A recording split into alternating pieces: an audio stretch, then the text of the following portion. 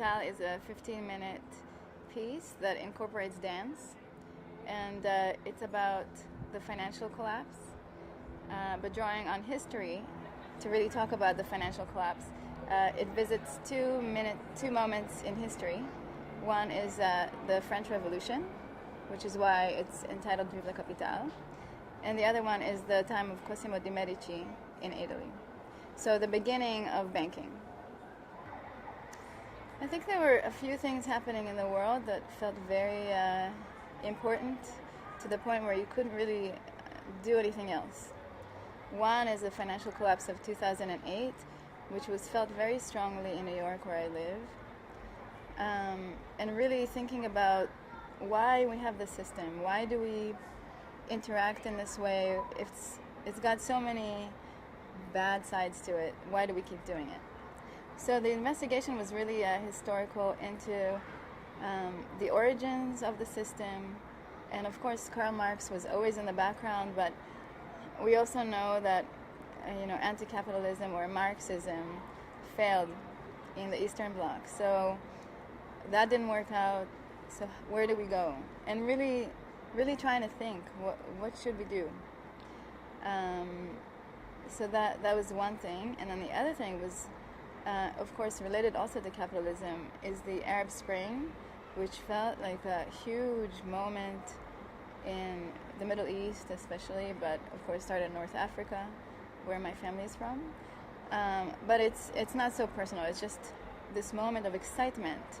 Yes, we can throw everything that we don't like and start over, and we shouldn't live under these conditions. We shouldn't be so poor. We shouldn't have to pay so much.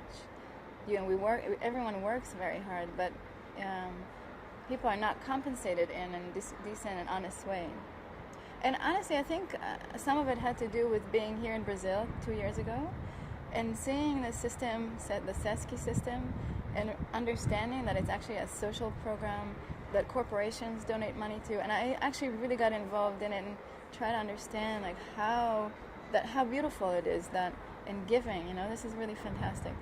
So thinking about social programs around the world and how, in a capitalist society like the U.S., there are very few of them that also support art or, just in general, even healthcare, which I don't have. And in other places like Israel, where I'm from, where you see it dwindling and it's becoming more and more neoliberal, and more social programs are vanishing. So that's a really immediate concern. So in terms of telling a story, I've never really worked with a full-on narrative. My previous piece was very abstract, even though it had narrative, but it wasn't spoken. There's no spoken words. I was really interested in telling a story and finding a way that, again, utilizes dance or movement as a way to tell the story. So the movement is kind of an undercurrent that tells something that's different than what you see, what you hear the protagonist saying. So he's saying one thing, they're doing a different thing, and kind of exposing another layer for you. And so before I did that, I really wanted to establish, French.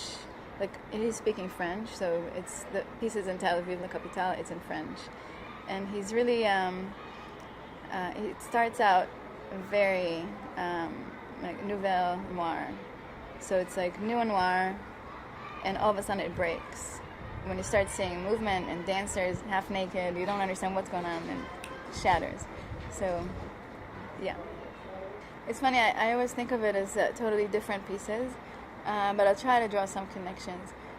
My previous piece at Video Brazil, which was Men Die and Are Not Happy, is a 2-channel, it was actually an installation, so it's a 2-channel installation, where you really have a struggle of living and a cycle of life and death.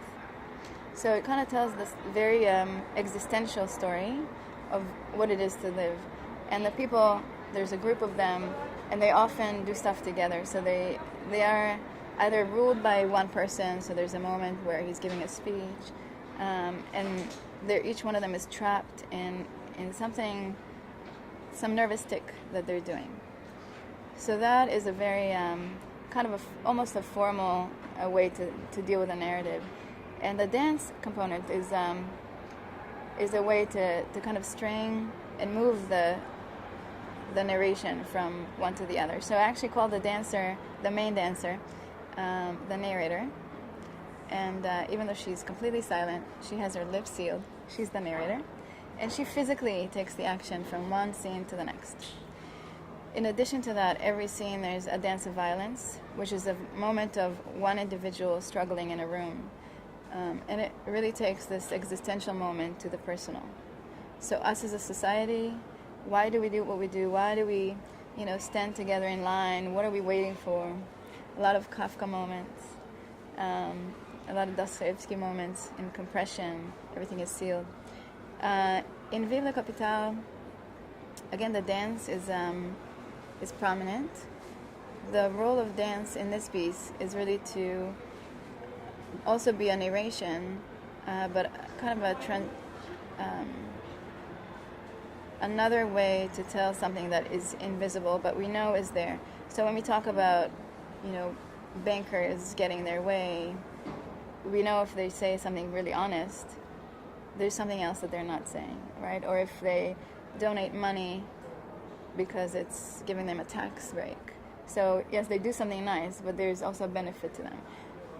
So what is that benefit, and how do I take what they do and show other aspects of it without the man saying it, or without having some kind of an interaction with another person?